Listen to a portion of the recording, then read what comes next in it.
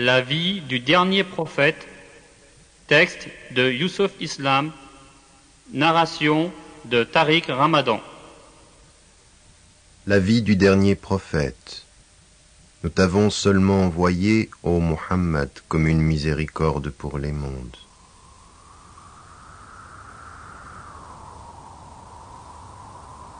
Allahu Akbar, Allahu Akbar, Allahu Akbar, Allahu Akbar. أشهد أن لا إله إلا الله أشهد أن لا إله إلا الله أشهد أن محمدا رسول الله أشهد أن محمدا رسول الله حي على الصلاة حي على الصلاة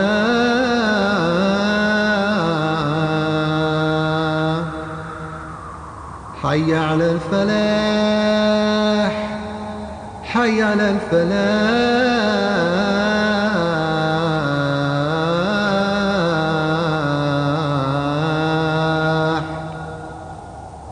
الله أكبر الله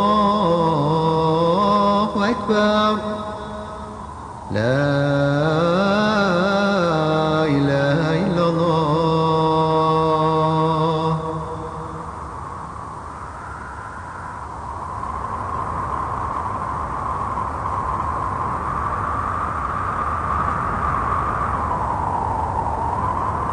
Muhammad sallallahu alayhi wa sallam était une miséricorde pour l'univers. Sa vie brille toujours comme un symbole de lumière et de direction pour tous les temps et pour toute l'humanité. Il était le dernier messager de Dieu, envoyé à l'humanité, le sceau des prophètes. Il appela à l'unicité divine. La ilaha illallah, Muhammadun Rasulullah. Il n'y a de Dieu que Dieu. Muhammad est son messager. Telle est la vie et le message de l'islam.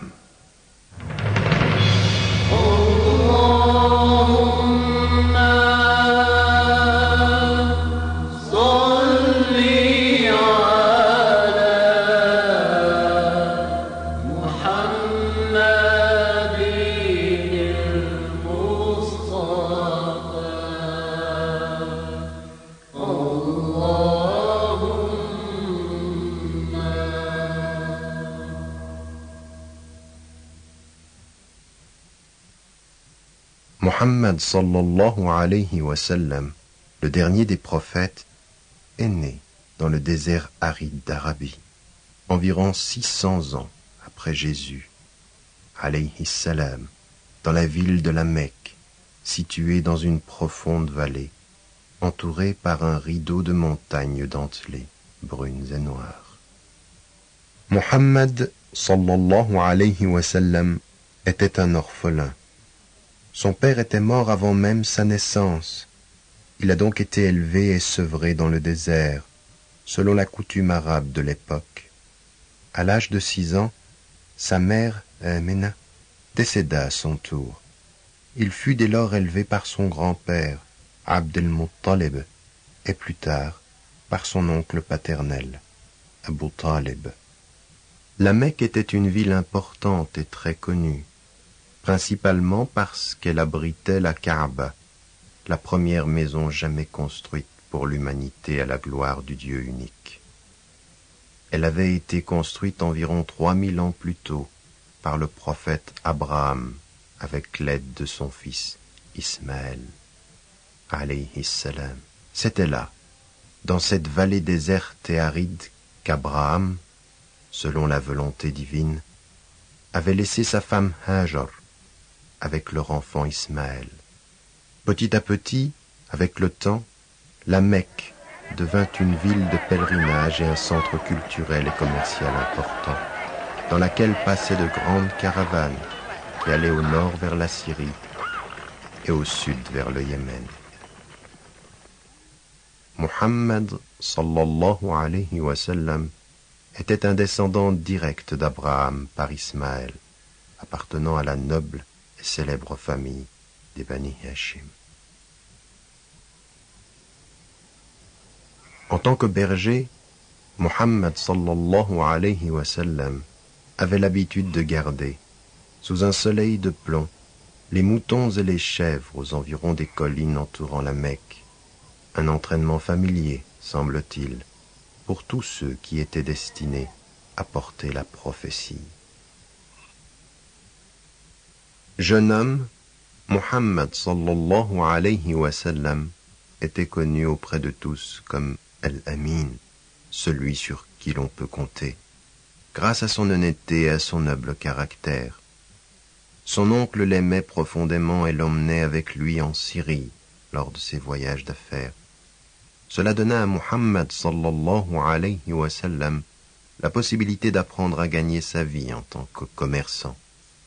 Il menait ses affaires avec succès.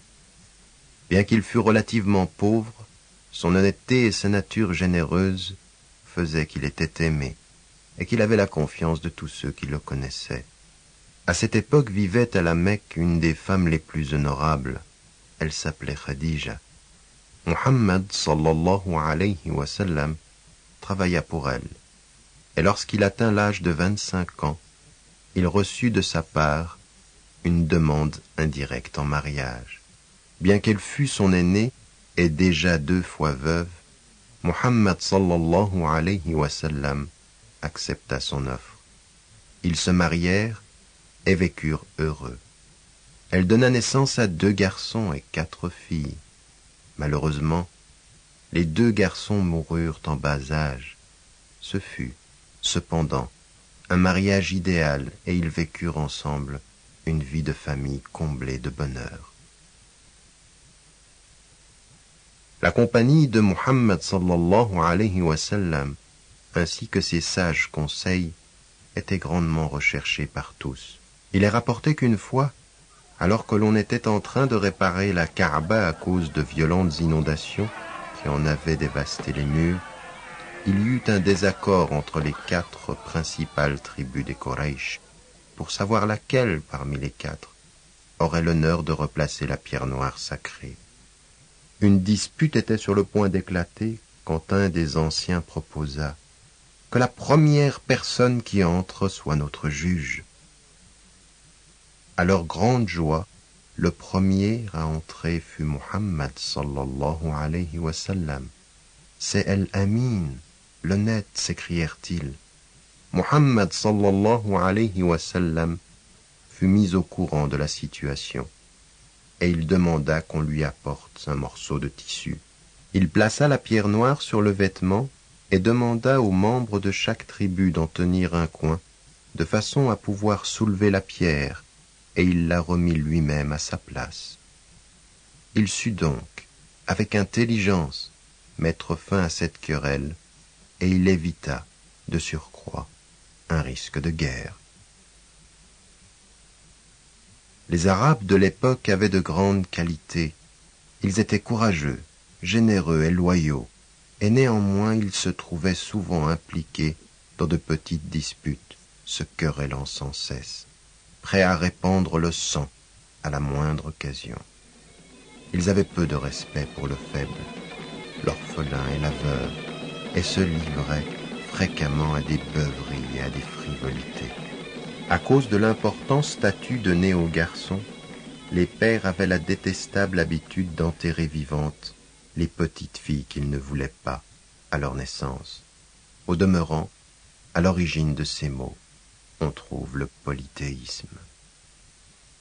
Le polythéisme, le culte des idoles, était pratiqué à l'époque par la presque totalité de la population.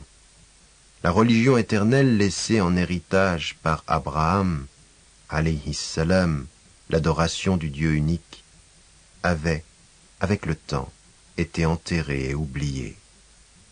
Au fil des ans, environ 360 idoles et statues représentant de faux dieux avaient été installées à l'intérieur et autour de la maison sacrée, et étaient adorées comme des seigneurs et des intercesseurs. Même les fidèles de Moïse et de Jésus s'étaient écartés du monothéisme originel d'Abraham, et ils s'étaient divisés en tribus et en sectes séparées.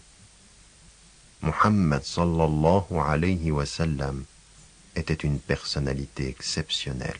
Il ne prit part à aucune des pratiques polythéistes. Il prit l'habitude, très tôt, de se retirer dans une grotte isolée, dans les environs de la montagne appelée Hira, non loin de la Mecque, pour purifier son cœur et prier pour la recherche de la vérité. Avec le seul bruit du vent dans sa solitude, il contemplait les signes de l'univers.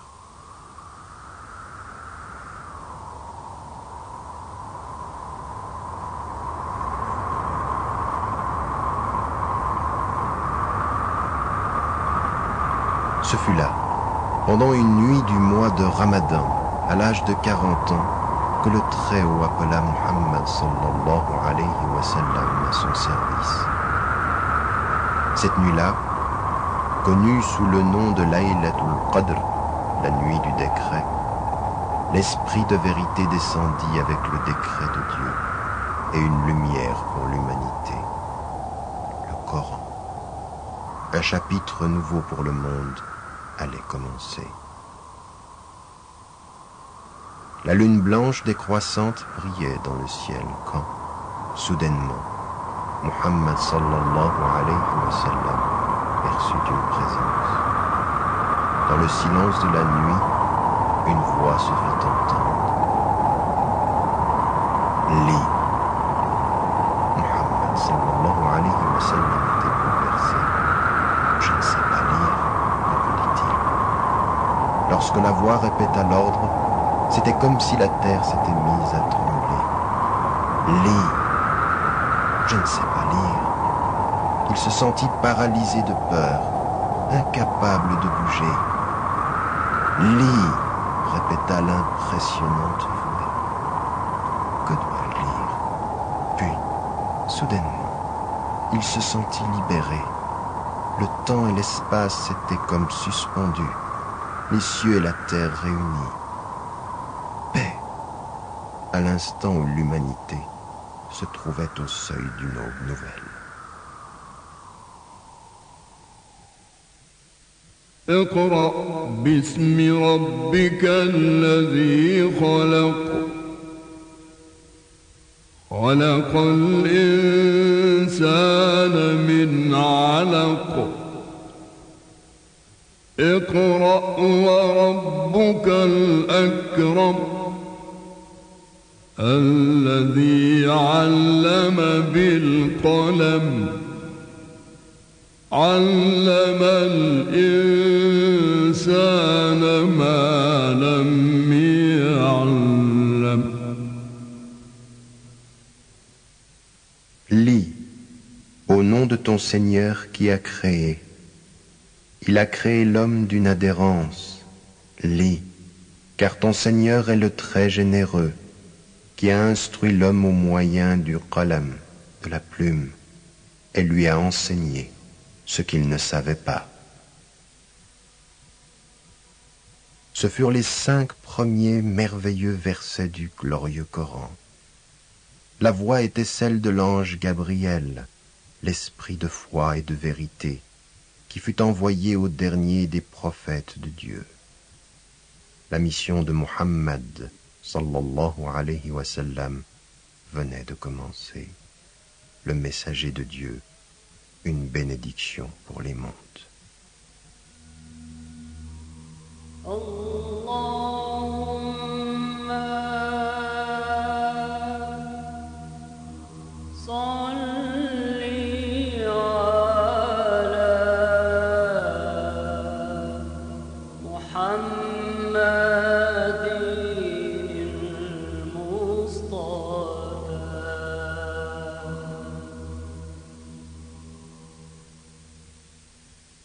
Le prophète Muhammad sallallahu alayhi wa sallam venait de recevoir les premiers mots de son Seigneur sur le mont Hira.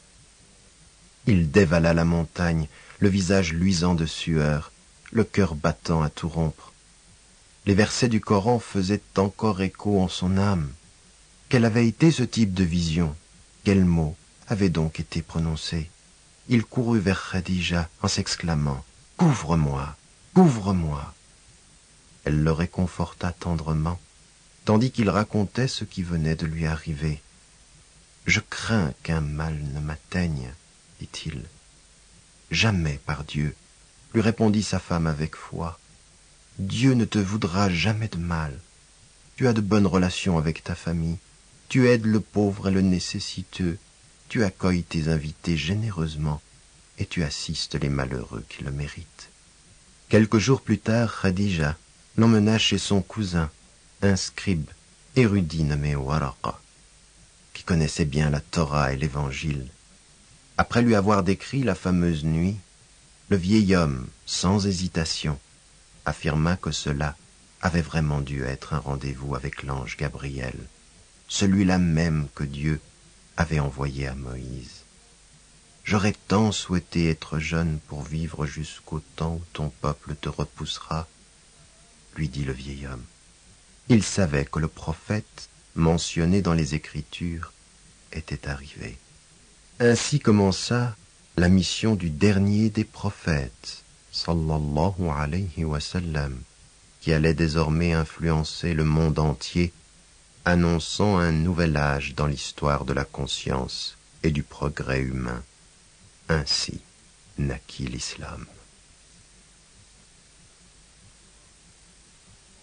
La première à croire au prophète, sallallahu alayhi wa sallam, fut sa femme, Khadija, suivie très rapidement par le cousin de Muhammad sallallahu alayhi wa sallam, Ali, fils de Abu Talib, qui vivait avec eux. Certains s'opposaient violemment à admettre la mission de Muhammad, mais d'autres ouvraient grand leur cœur et acceptaient l'appel.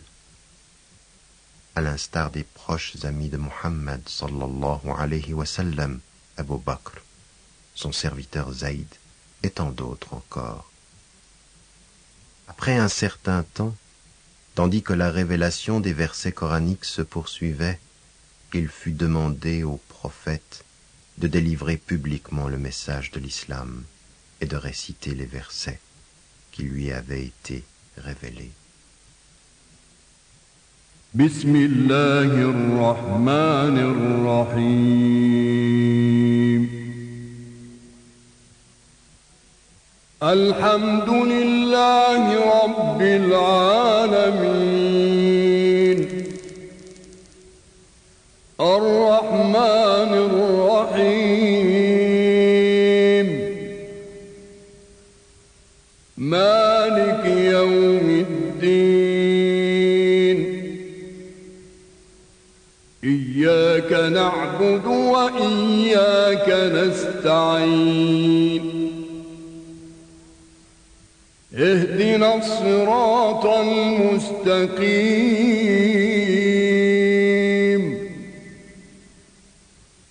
صراط الذين أنعمت عليهم غير المغضوب عليهم ولا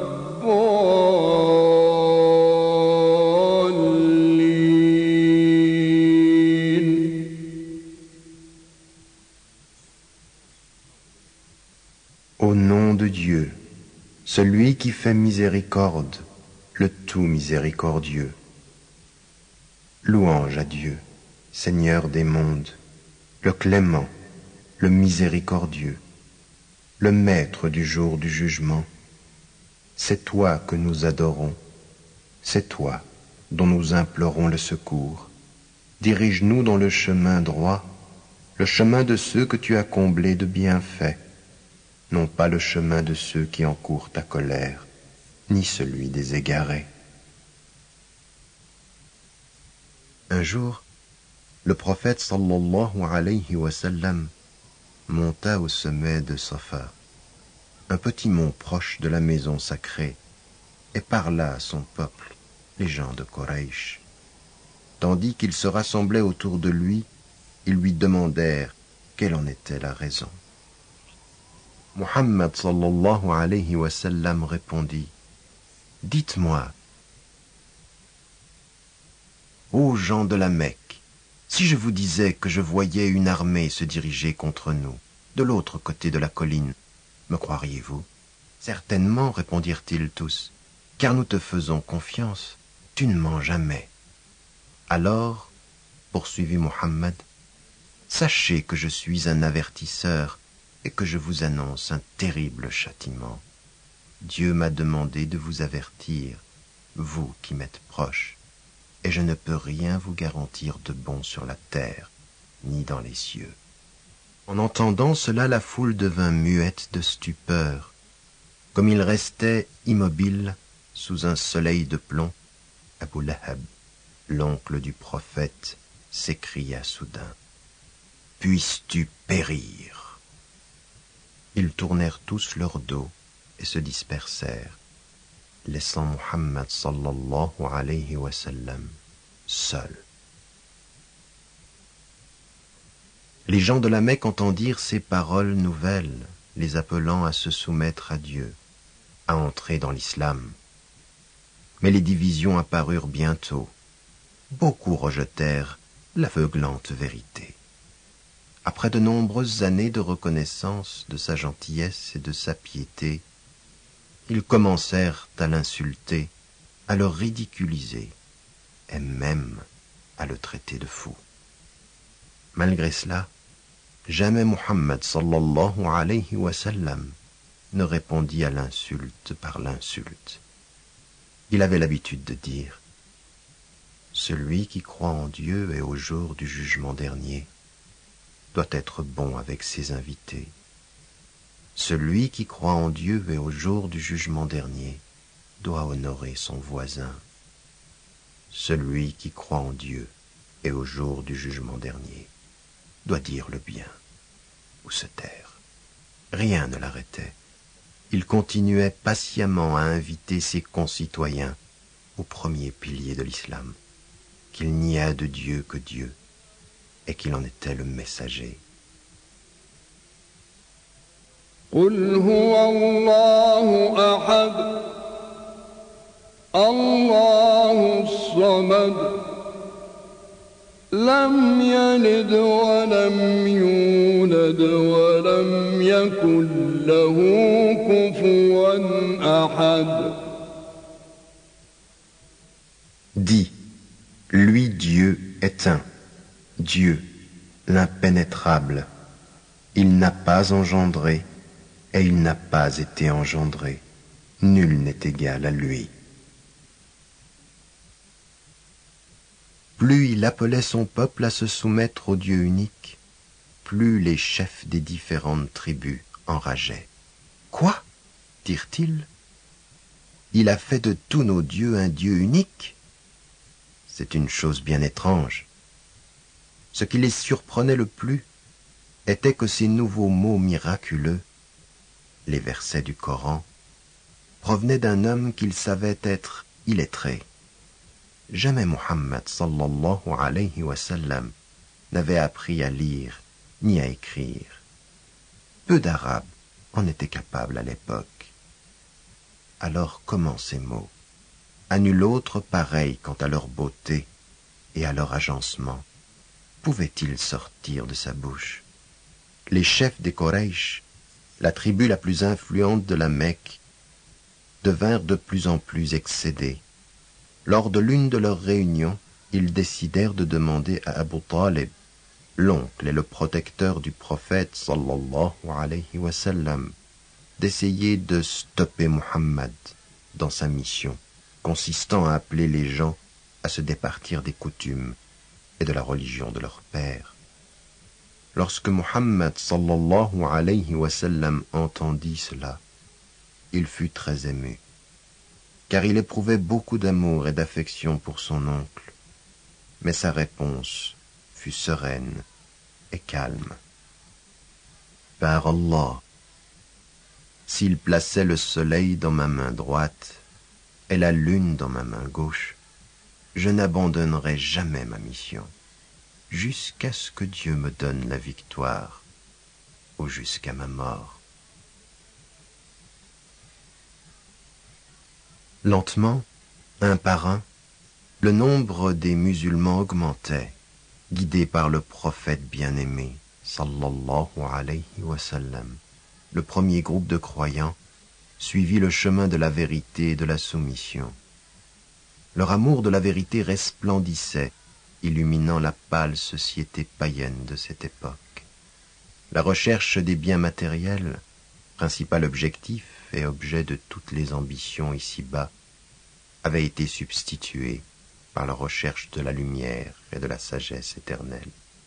Quiconque recherche le chemin de la connaissance, Dieu lui facilitera le chemin du paradis, dit le prophète, sallallahu alayhi wa sallam. Les musulmans furent l'objet de persécutions dès les premiers temps de l'islam. Ceux qui étaient pauvres, ceux qui avaient peu de moyens et pas de statut social, souffrirent le plus cruellement. On riait et on se moquait d'eux. Et quand cela ne suffisait pas, les non-croyants avaient même recours à des attaques et à des tortures physiques. On leur jetait des pierres ou des ordures. Quelques centaines de musulmans réussirent à quitter la Mecque, abandonnant leur maison, cherchant refuge en Abyssinie voisine, terre chrétienne. Ceux qui restèrent subirent des persécutions de plus en plus violentes. Bilal, un esclave noir d'Abyssinie, qui s'était converti à l'islam, fut ligoté sur le sable brûlant, sur l'ordre de son maître, tandis qu'on plaçait d'énormes pierres sur sa poitrine. « Où est ton Dieu maintenant ?» lui demandèrent-ils en se moquant de lui.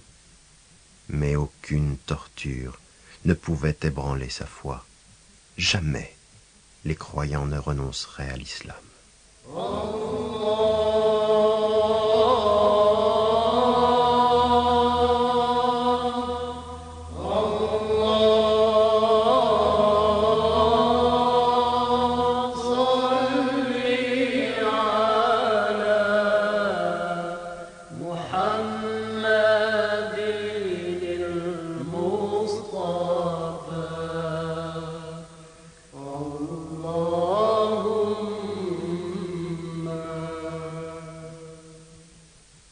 Une nouvelle tactique fut mise en place par les chefs de la Mecque.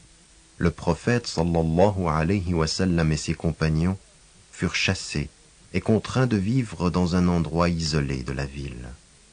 Aucune provision ne leur parvenait et ils eurent à souffrir de la faim et de la soif durant de longues périodes, ne mangeant presque rien pendant plusieurs jours, voire plusieurs semaines.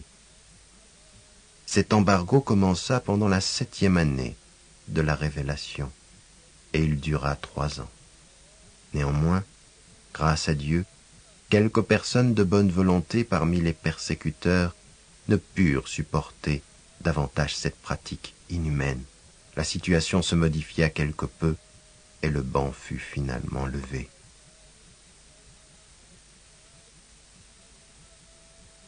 Les gens purent à nouveau observer et écouter le prophète, sallallahu alayhi wa sallam. C'était un bel homme, de taille moyenne, les cheveux et la barbe noire. Ses dents brillaient quand il souriait, mais c'était surtout son caractère et sa conduite personnelle qui faisaient la plus grande impression. Ses paroles étaient toujours pleines de conseils et de sagesse. Les habitudes et les traditions des sociétés tribales d'Arabie furent ébranlées et reconsidérées à la lumière de l'incroyable esprit de ses enseignements. Il dit « Soutiens ton frère, qu'il soit juste ou injuste. » Un homme demanda « Ô messager d'Allah, je peux l'aider s'il est juste, mais comment puis-je l'aider s'il est injuste ?» Il répondit « Empêche-le de commettre l'injustice. C'est ainsi que s'exprimera ton aide à son égard. » La gentillesse et la miséricorde de la personnalité de Muhammad sallallahu alayhi wa sallam étaient inégalables. Souvent, quand il passait près d'un groupe d'enfants, il caressait leur tête affectueusement et parfois même se mettait à jouer avec eux. Il dit « Il existe auprès de Dieu 100 de grâces, dont une seule est descendue parmi les djinns, l'humanité, les bêtes, les oiseaux et les insectes. Par cette grâce, ils tendent les uns vers les autres. Par elle, ils se témoignent mutuellement de la bonté. Par elle encore, ils manifestent de l'affection aux plus jeunes parmi eux. Dieu s'est réservé pour lui 99 grâces, au moyen desquelles il manifestera sa bonté à ses servants le jour de la résurrection. Il accorda une place d'honneur à la femme, d'un bond. L'islam lui donna une place dans la société qui était inimaginable à l'époque, lui garantissant des droits et des libertés que l'on ne trouvait nulle part ailleurs. Le paradis se trouve au pied des mers, dit-il, mais la plupart persistaient toujours dans leur ignorance et continuaient à le repousser. Ce fut lors de la 10e année de la révélation que Muhammad sallallahu alayhi wa sallam eut le plus intense chagrin de sa vie. Son oncle, Abu Talib, qui l'encourageait et le protégeait, mourut. Ce deuil fut suivi de très près par le décès de sa chère épouse, Khadija. S'ajoutant encore à ce chagrin, le peuple de Taif, vers qui il était allé annoncer le message de l'islam, le repoussa sans état d'âme en lui lançant des pierres et en le blessant. Ce fut pendant cette période de difficulté extrême que fut accordé au prophète, sallallahu rabbi alayhi wa sallam, le plus grand honneur de la part de son Seigneur le Très-Haut, le miraculeux voyage nocturne.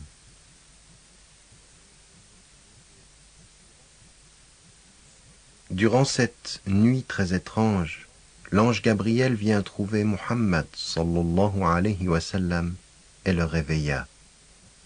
Il l'invita à monter sur un animal nommé Al-Buraq. Aussitôt, il fut transporté à la vitesse de la lumière jusqu'à la mosquée d'Al-Aqsa, à Jérusalem. Là, en ce lieu sacré, au cœur de Jérusalem, Muhammad sallallahu alayhi wa sallam rencontra une assemblée de prophètes du passé et il guida leurs prières communes. L'ange Gabriel le prit alors et le fit monter à travers les 7 cieux pour qu'il soit témoin des mystères invisibles de l'univers et pour qu'il puisse contempler certains signes de Dieu. D'après la tradition, le prophète sallallahu alayhi wa sallam dit « Quand je pénétrais dans le ciel le plus bas, je vis un homme assis, alors que passaient devant lui les âmes des hommes et des femmes. À celle de sa droite, il sourit et dit « Une bonne âme, tirée d'un bon corps. » Et vis-à-vis de l'autre, sur sa gauche, il se renfrogna et dit « Une âme mauvaise, tirée d'un corps malsain. » Je dis « Qui est-ce, ô Gabriel ?» Il répondit « C'est Adam, et les personnes à sa droite et à sa gauche sont sa descendance. Ceux de la droite sont les gens du paradis, ceux de la gauche sont les gens de l'enfer. » Ensuite, Muhammad sallallahu alayhi wa sallam monta avec l'ange Gabriel à travers les cieux successifs, rencontrant différents prophètes, Jésus, Jean, Joseph, Aaron, Moïse, que la paix soit sur eux, jusqu'à ce qu'il atteigne enfin le 7e ciel. Il y avait un homme assis sur un trône, à la porte de la demeure immortelle. Je n'ai jamais vu un homme qui me ressemblait autant, dit le prophète sallallahu alayhi wa sallam. C'était mon père, Abraham. Puis Gabriel apparut à nouveau au prophète sallallahu alayhi wa sallam dans toute sa lumière et son angélique splendeur. Ils avaient atteint le jujubier de la plus extrême limite, au plus haut des cieux, le Sidrat al-Muntaha, entouré de mystérieuses couleurs, parfaitement indescriptibles. ما كذب الفؤاد ما رأى أفتمارونه على ما يرى ولقد رآه نزلة أخرى عند سدرة المنتهى عندها جنة المأوى إذ يغشى السدرة ما يغشى ما زاغ البصر وما طغى لقد رأى من آيات ربه الكبرى. Le cœur n'a pas inventé ce qu'il a vu. Allez-vous donc élever des doutes sur ce qu'il voit? Il l'a vu, en vérité, une autre fois, à côté du jujubier de la limite, auprès duquel se trouve le jardin de la demeure. Au moment où le jujubier était enveloppé par ce qui le couvrait, son regard ne dévia pas et ne fut pas abusé. Il a vu les plus grands signes de son Seigneur.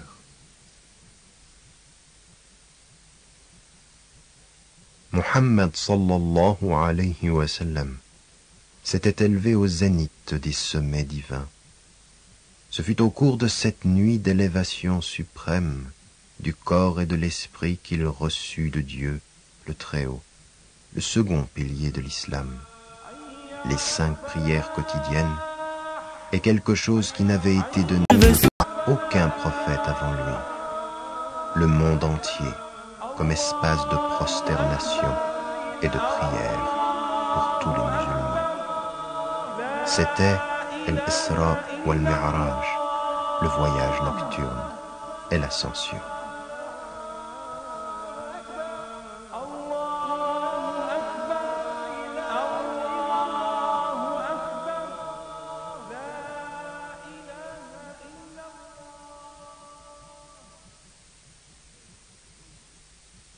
À son retour, le lendemain matin, après avoir entendu le récit du miraculeux voyage, les incrédules profitèrent de cette occasion pour se moquer à nouveau de Muhammad sallallahu alayhi wa sallam. Ils l'avaient traité de fou, de devin, de poète. Ils le traitèrent désormais de menteur. Les persécutions redoublèrent, et la vie devint de plus en plus insupportable pour le prophète, sallallahu alayhi wa sallam, et ses compagnons. Ils étaient constamment en danger, et ils décidèrent donc de se préparer, dans la tranquillité, à quitter la Mecque. Une délégation de nouveaux convertis de la ville de Yathrib, située à environ 400 kilomètres de la Mecque, offrirent leur maison et souhaitaient la bienvenue à tous les musulmans qui désiraient vivre en sécurité dans leur ville.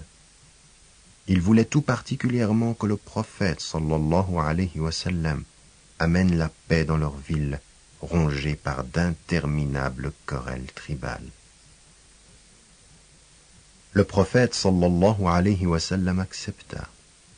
Ce fut ce qu'on appela la hijra, la migration, l'hégire.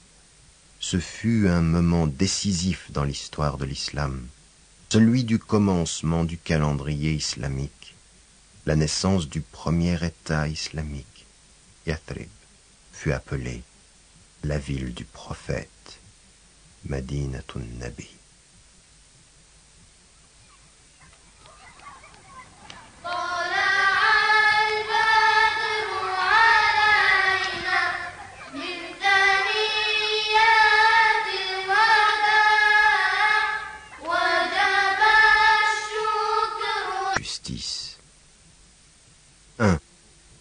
La liberté de conscience et de culte pour les musulmans et les non-musulmans de la même façon.